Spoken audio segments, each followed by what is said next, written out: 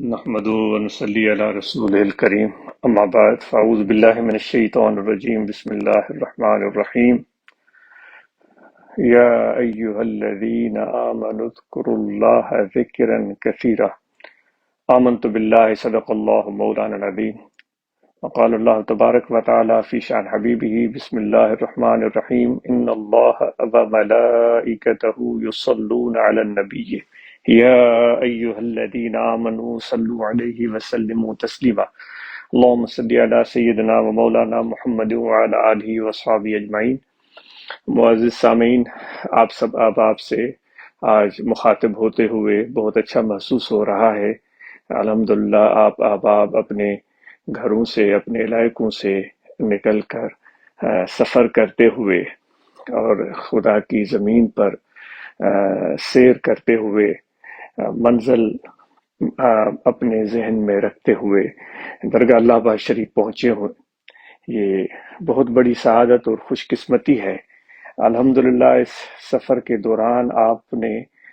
بہت سارے مناظر دیکھے ہوں گے۔ اس سفر کا حصہ تکالیف ایک اہم حصہ ہوتی ہیں، وہ بھی یقیناً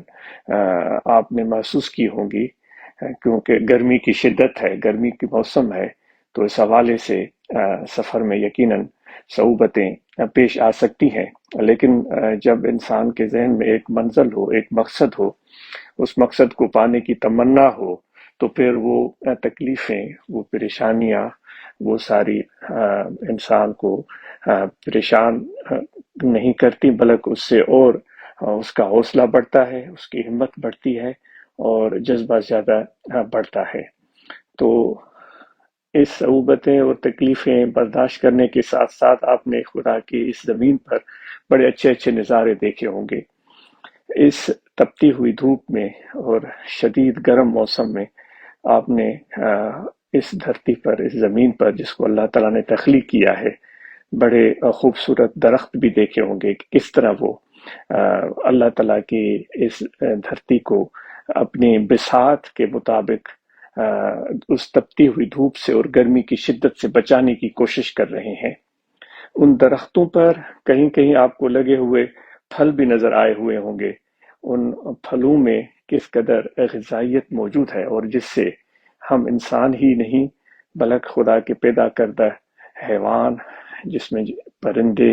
اور دیگر جانور آ جاتے ہیں، وہ سب مستفید ہوتے ہیں۔ اور اس کے ساتھ آپ نے لہلہاتے کھیت بھی دیکھے ہوں گے کہ کس طرح وہ کھیت اس شدید گرمی کے موسم میں بھی خدا کی شان ہے، جہاں انسان باہر کھڑا نہیں ہو سکتا، لیکن وہ بڑے نازک اور نرم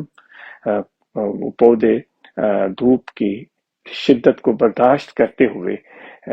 وہ کھڑے ہوئے ہوتے ہیں، اور وہ جو اناج ہو یا فصل ہو، جو پھل ہو، وہ اپنے مقررہ وقت پر ان سے دستیاب ہوتا ہے۔ یہ سب اللہ تعالیٰ کی شان ہے۔ اور پھر کبھی بارش بھی ہونے لگتی ہے، اس بارش کی موسم میں پھر کتنی تبدیلی آ جاتی ہے، اور کتنا سکون ہوتا ہے، اور کتنا لطف انسان حاصل کرنا شروع کر دیتا ہے۔ اور اس برستی ہوئی بارش کے دوران یہ بادلوں کا منظر کتنا خوبصورت اور حسین ہوتا ہے۔ ان بادلوں سے جو ایک پانی برستا ہے، وہ کتنا مفید اور مؤثر ہوتا ہے۔ دعا ہے کہ وہ باران رحمت ہو، اس میں کوئی انسان اور حیوان اور دھرتی کے لیے کوئی مسائل اور مصائب پیدا نہ ہو، کیونکہ آج کل یہ بھی سننے میں آ رہا ہے کہ یہ جو بارشیں ہیں یا سیلاب ہیں، ان کی رفتار میں، ان کی مقدار میں اضافہ ہو سکتا ہے۔ تو اللہ تعالیٰ ہر مصیبت اور مشکل سے محفوظ رکھے، اور جو ہم انسانوں کے بس میں ہے ایسی آفات کو آنے سے روک سکیں اپنے عمل سے، اپنی کوشش سے، تو اس میں ہم سب نے مل کر کوشش کرنی ہے۔ جس طرح کی جماعت مل کر کوشش کر رہی ہے کہ ہم درخت لگائیں تاکہ ان درختوں سے اس دھرتی کا موسم بہتر ہو، اور جس سے انسان ہی نہیں بلکہ جاندار اور خدا کی یہ زمین، پوری کائنات اس سے مستفید ہو، تو یہ کوشش انشاءاللہ جاری رہے گی۔ تو یہ سارے مناظر دیکھے ہوں گے، اور یہ علامت ہے اس چیز کی کہ اللہ تعالیٰ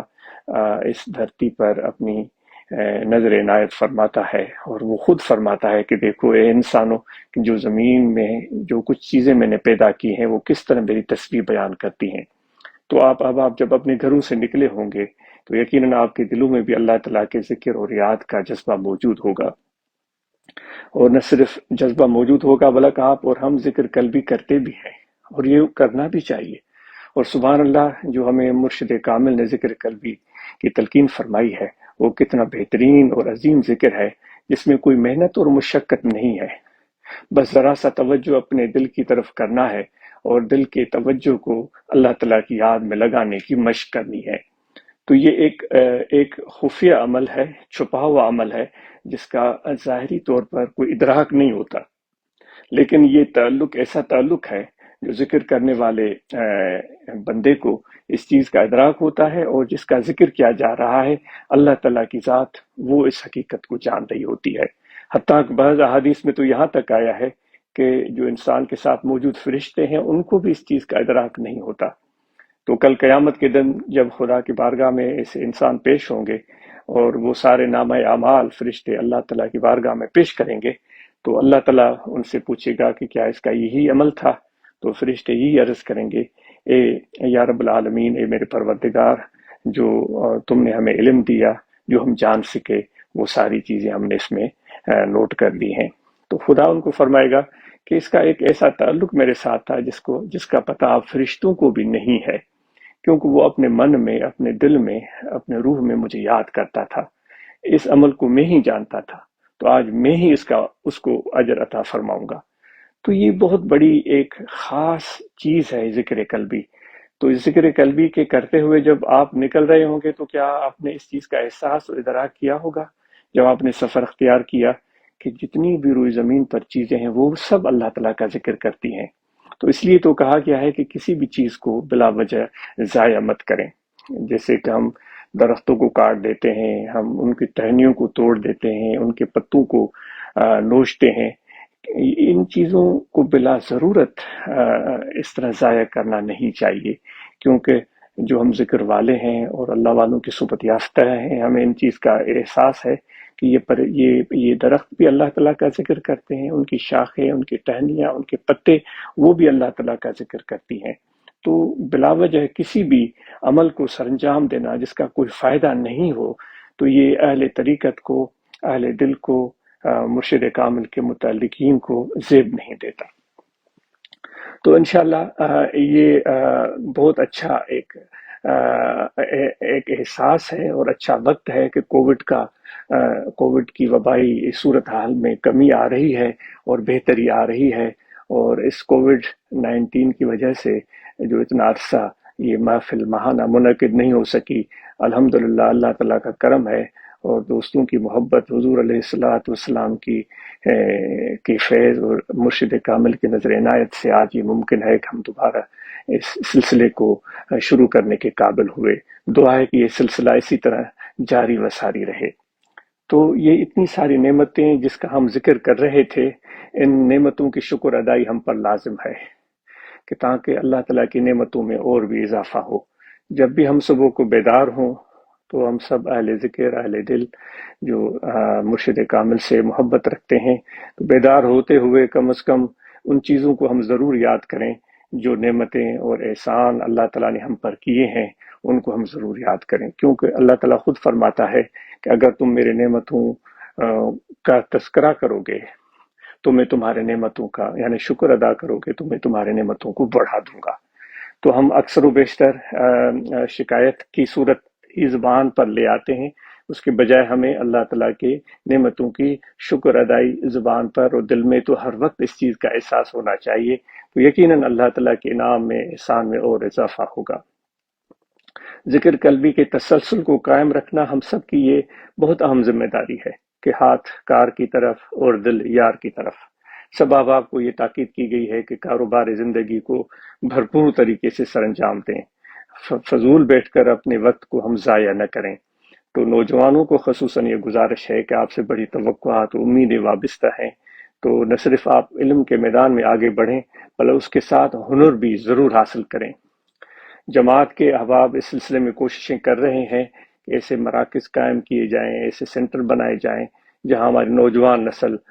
ہنر سیکھ سکے تاکہ وہ اپنے ذریعے معاش کو آسانی سے اختیار کر سکے۔ تو اس سلسلے میں ہم ان سب احباب کے پنجاب میں، سندھ میں، جہاں بھی وہ کوششیں کر رہے ہیں ان کے لیے دعا کرتے ہیں کہ اس کوشش میں اللہ تعالیٰ ان کو کامیابی دے کہ نوجوانوں کے لیے ایسے ادارے تشکیل دیے جائیں جہاں وہ ہنر سیکھ سکیں اور اس سے ان کی معاش میں بہتری آئے۔ اس کے ساتھ ہم سب کی یہ ذمہ داری ہے کہ اپنی صحت کا ہم خیال رکھیں، کیونکہ یہ صحت بہت بڑی عظیم نعمت ہے اللہ تبارک و تعالیٰ کی۔ تو اپنی صحت کے خیال رکھنے میں سب سے جو بڑا دخل ہوتا ہے وہ یہ ہے کہ انسان اپنی جسمانی ذہنی صحت کا کیسے خیال رکھ سکتا ہے۔ جسمانی صحت تو یہ ہے کہ آدمی کھانا ضرورت کے مطابق کھائے، جو حضور علیہ الصلاۃ والسلام کا بھی یہی ارشاد ہے کہ ضرورت سے زیادہ مت کھائیں۔ اور ذہنی صحت کا یہ ایک اہم ذریعہ ہے کہ بلا وجہ ہم اپنے آپ کو فضول سوچوں میں دماغ کو مصروف رکھنے کے بجائے کسی اچھے عمل میں مصروف ہو جائیں، کوئی کام کرنے میں مصروف ہو جائیں، تو اس سے انسان کا ذہن بٹا رہتا ہے اور اس کام کا فائدہ بھی ملتا ہے۔ جو آدمی فارغ بیٹھے رہتے ہیں تو وہ یا تو فضول سوچیں ان کے ذہنوں کو پریشان کرتی رہتی ہیں، پھر وہ بعض اوقات ہم یہ سوچتے ہیں کہ بھائی میرے دماغ پر، میرے اوپر خدا نخواستہ جن چڑھ گیا ہے۔ تو سب سے بڑا جن تو یہی ہے کہ ہم کوئی کام نہیں کرتے، ہم کام سے بھاگتے ہیں، ہم ذمہ داریاں لینے سے کتراتے ہیں، ہم کوئی ٹاسک مکمل کرنے سے کنارہ کشی اختیار کرتے ہیں۔ تو یہ ایک ایسی چیز ہے جس سے ہمارے اندر احساس ندامت پیدا ہوتا ہے۔ ہم بھلے اپنے آپ کو سمجھ رہے ہوں کہ ہمارے اندر کوئی ندامت کا احساس نہیں ہے، لیکن اندر میں احساس ندامت پیدا ہوتا ہے، آدمی بیکار بن جاتا ہے، پھر وہ منفی سوچوں کا شکار ہو جاتا ہے۔ تو اس لیے ہم سب نے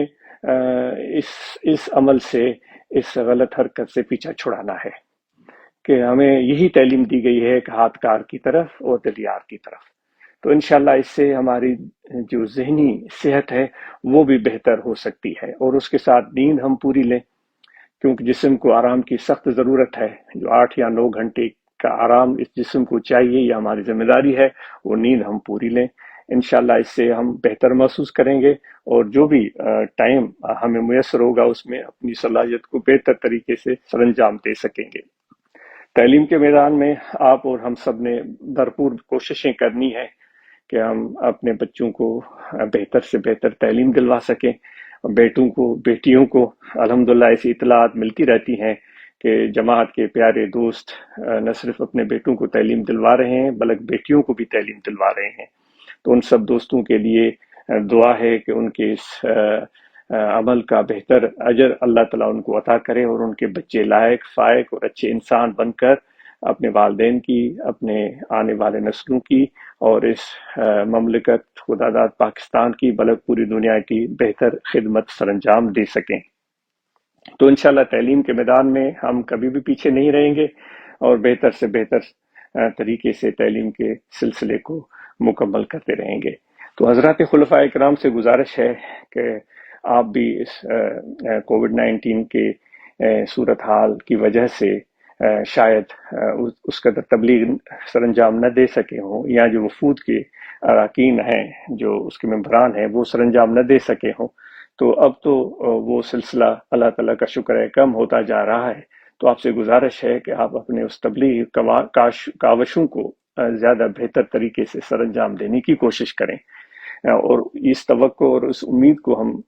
آپ سے باندھتے ہیں کہ انشاءاللہ جو عرس مبارک ہوگا، جو معمول کے مطابق اللہ تعالیٰ کے فضل و کرم سے حالات اچھے رہیں گے، تو اس میں آپ کے بہترین تبلیغی مساعی سے، کوششوں سے نئے نئے احباب اس پروگرام میں شریک ہوں گے۔ تو اسی طرح یہ ماہ ذی الحج وہ بھی قریب آ رہا ہے۔ آپ سب احباب کو پتہ ہے کہ ان دنوں میں ہم قربانی ہم سب مسلمان سر انجام دیتے ہیں، تو ہم سب کو چاہیے کہ جن پر قربانی واجب ہے وہ ضرور قربانی کا فریضہ سر انجام دیں۔ تو اس حوالے سے یہ بھی آپ سے گزارش ہے کہ درگاہ شریف پر بھی انتظامیہ قربانی کا اہتمام کرتی ہے، جس میں پاکستان سے، پنجاب سے، سندھ سے، بلوچستان سے، KPK، کشمیر، گلگت بلتستان، ہر طرف سے دوستوں کو دعوت دی جاتی ہے کہ آپ بھی یہ عمل یہاں سر انجام دے سکتے ہیں۔ اگر آپ اس کار خیر میں ان دوستوں پر اعتماد کرتے ہیں تو ان سے رابطے میں آئیں اور یہ قربانی کا فریضہ آپ درگاہ اللہ باز شریف پر سر انجام دے سکتے ہیں۔ اس سے یہ فائدہ ہوتا ہے کہ جو مدرسہ ہے، جو مدرسے میں پڑھنے والے طلباء ہیں، ان کی کچھ مدد ہو جاتی ہے، اور جو لنگر تیار ہوتا ہے فقراء کے لیے، اس میں کچھ مدد ہو جاتی ہے۔ اور اسی طرح جو باہر احباب رہتے ہیں بیرون ملک، پاکستان سے باہر، ان سے بھی یہ گزارش ہے کہ وہ اس قربانی کے فریضے کو درگاہ اللہ باز شریف پر سر انجام دے سکتے ہیں۔ اور اس حوالے سے انتظامیہ کو چاہیے کہ اس ماہانہ پروگرام کے موقع پر وہ سامنے آئیں اور جو ذمہ دار اور متعین کردہ افراد ہیں وہی اس حوالے سے جماعت سے رابطے میں آئیں اور اس عمل کو بہتر طریقے سے سر انجام دینے کی کوشش کریں۔ اور آپ جب یہاں آئے ہیں تو ذکر کریں، اور ذکر کے ساتھ اپنے باطن، اپنے روح اور قلب کی پاکیزگی کا اہتمام کریں، اور وہ تب حاصل ہوتا ہے جب انسان ذکر کرے اور مرشد کامل کی طرف متوجہ ہو، تو ان کے توجہات سے، نگاہ کرم سے انسان کے نفوس کا تزکیہ ہوتا ہے۔ تو انشاءاللہ وہ توجہ مرشد کامل کی ہمیں حاصل ہوتی رہے گی۔ اور جب آپ واپس جائیں تو اپنے گھر میں ماحول کو بہتر بنائیں، گھر کی صفائی کا خیال رکھیں، اپنے گلیوں کو، اپنے کوچوں کو، اپنے محلے کو صاف رکھنے میں کوئی کوتاہی نہ برتیں، اپنی بھرپور کوشش کریں، تاکہ گھر میں، جس طرح ہمیشہ دوستوں کو عرض کی گئی ہے کہ جو بھی دوست ہیں جو مساکین ہیں، غریب ہیں یا صاحب ثروت ہیں، وہ اپنے گھروں میں کچرے کے حوالے سے ردی کی ٹوکری یا ڈسٹ بن گھر میں رکھیں، تاکہ جو بچے ہیں، بڑے ہیں، وہ جو بھی کوڑا کرکٹ ہے، کچرا ہے، وہ اس میں ڈالتے جائیں، اور پھر ہر روز شام کو اس کوڑا کرکٹ کو صحیح جگہ پر صحیح طریقے سے ٹھکانے لگائیں۔ تو گھروں کو صاف رکھیں، اور عورتوں کو بھی یہی تاکید کی جاتی ہے کہ وہ بھی اپنے